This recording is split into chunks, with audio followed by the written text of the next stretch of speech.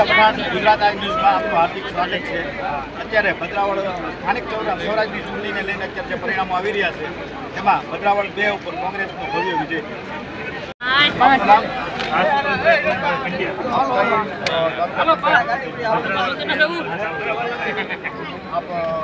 મતદારોને શું કહેવા માંગે?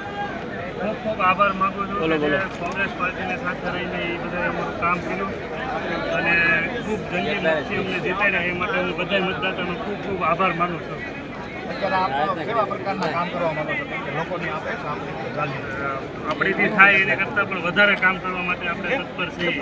લોકોને કાયમિક માટે ઉપયોગમાં રહી એવા કામ કરવા માટે આપણે તત્પર છીએ.